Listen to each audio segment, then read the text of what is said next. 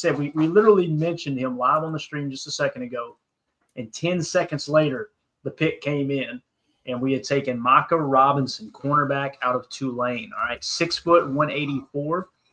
He's a senior this year. 2020 grade was a 56.2, but minimal snaps. Look at the grades here, guys.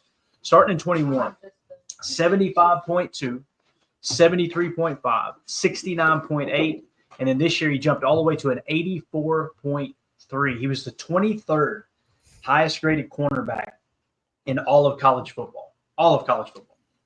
Keep in mind, I feel comfortable saying 80%, maybe even 90% of college football teams have just switched to a nickel defense. They don't even hardly go to their base at all because it's such a wide open offensive attack in college football and fast paced. They just like to keep their nickel defenses on the field.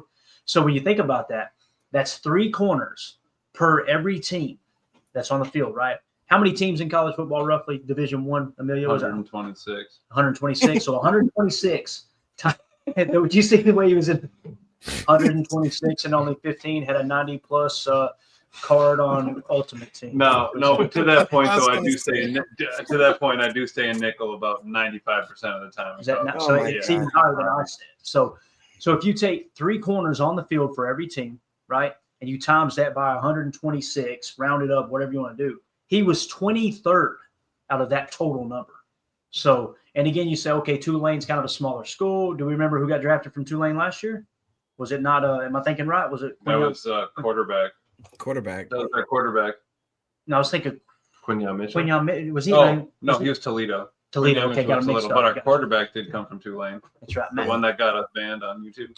Oh, yeah. Still mad at that guy. He ain't on Of all the videos to get us banned on YouTube, it was the 7th round quarterback we broke down that ended up not making it out of training camp.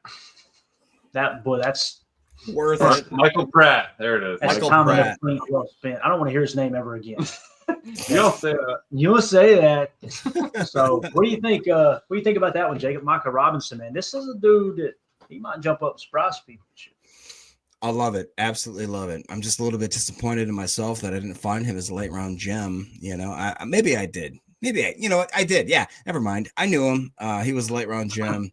I highlighted it. You guys are crazy because you didn't notice. No, but I mean, honestly, all jokes aside, 84.3. I don't care where you're playing. That's a good grade. And let's say Drew D saying Tulane defense was 28th in the country in points per game allowed. I think that will do quite nice there. Yeah.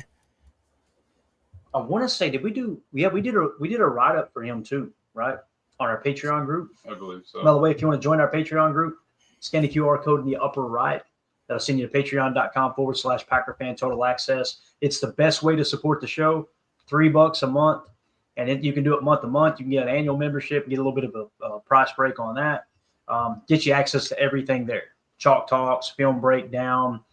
It's just a good way to stay plugged in. And again, a way for us to give a little extra content to the people that want to support the channel. So anyway, I did a write-up on there, and I specifically remember, I'm almost positive, they played Navy, and he was such a good tackler, if I remember correctly. Yeah, look at his run defense grade, 90. There you go.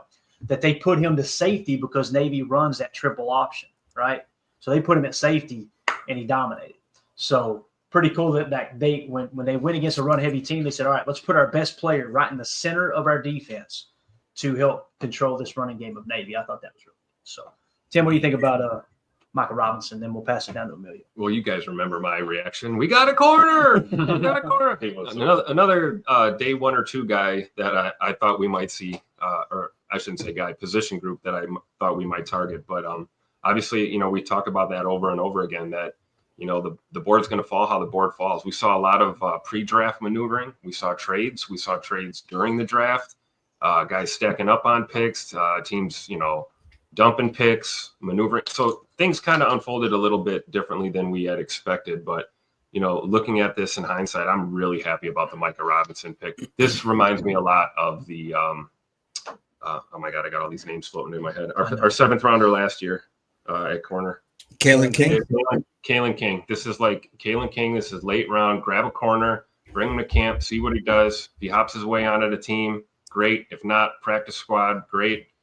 This is just, again, Goody doing due diligence. And making me look stupid for saying that there's no corner value late in this draft. And here we are again getting value at corner late in the draft. And Tim, not to beat a dead horse, but do you think that this is a signal, the fact that they didn't go cornerback early, that Ja is going to be in-house, my friend? Do you think that? Took it down the sideline, turned over my guys, gave the football to a little kid wearing 23. He has been waiting the entire show to hit that. He waited for that question. Ask me again how I feel after June 1st, please. All right, then. But no, I'm leaning towards that right now, and it would be amazing if Ja came back and just balled out and was healthy, and we got 14 to 16, 17 games out of him this year, and it would be great. But if not, we have contingencies in place. Let's not forget about the Nate Hobbs signing in free agency, adding more depth to that corner room. And I, for one, am not in the camp of having little faith in these corners. We love what we saw from Carrington Valentine last year. I know I'm not alone in that sentiment. Feel how you want about Keyshawn Nixon. The guy can be a dog for you on that defensive position, whether it's boundary or in the slot, rotational. So I think really the statement is that, much like, we thought about the defensive side of the ball as a whole, is that Goody feels good about these guys and the talent that's in the building right now. He's reiterated it several times throughout this draft process. So, whether Jaws remains or doesn't, I think we should feel really good about this secondary. Just like Emilio mentioned earlier when we started the show. Anything else on Micah Robinson there, Emilio? We had him 440 on our vertical board. Cornerback out of Tulane. Packers met with him 30 visit. He had a 225 PFF in 22, 23, 408 last year. In 24, he was 23rd. Really what brought him down on the board.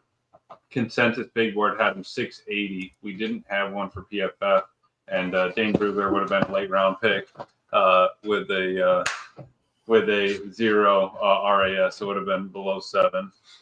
Oh my God! All right, since we're talking corner, put that on the screen for me there, Tim. Look at what Robbie said here. Oh no, you want the? Oh, I thought you wanted the Princess comment. Oh, got you. Well, we hadn't hit on the Robbie one. Let's hit that Robbie one real quick. The one where because I didn't know that. Is that news to? Oh, I got you. You were hitting Prince first. Yeah. He said, "Wonder what Rob Demoski's thinking right now." Look at this one. This is news to me. Robbie in the chat says Matt Schneidman at Matt Schneidman. Matt LaFleur says Jaire Alexander participated in teams' virtual first week of voluntary off-season work. Now, I want to mention that's important because both Wildy and Rob, I believe this week, said there's no way he's going to attend that, right? Like they wasn't saying there's no chance he's going to attend. He's just like they were kind of asking, like, if he attends that, now we got to really start thinking, okay, he's probably going to be on the roster. That's exciting, Jacob. That fires me up right there, and that explains why we didn't go corner earlier. We talked about it all offseason, all draft season. It's like, man, if you could tell me Jaire's going to be here, I'm not going and trying to push a corner. You know, if the right one falls, great. But there's a better player on the board, you stick to the board. And the fact that Goody did that, and he also participated, Jaire Alexander participated in the voluntary off-season program there. Again, it's virtual, right? Mm-hmm. But I think it's a good sign, Jacob. I think it's a great sign. Those conversations have been going pretty well, I would say. Yep. Yeah, I mean, if I'm not going to sit here and be like, oh, that means he's coming back, and get all too excited. We can't go too extreme in one side or the other, but it's definitely, if I had to tilt my meter, now I'm going back to like a 60-40, going back to a 60-40, baby. And honestly, and Jaire is probably looking around the league. He's probably looking at what we have at that on our team, and he's probably saying, damn, that's a good team. I kind of want to be a part of this. What's going on right here? Especially because he doesn't want to mess up. He's guaranteed to get some money right now if he doesn't mess it up. So like, all right, sit here.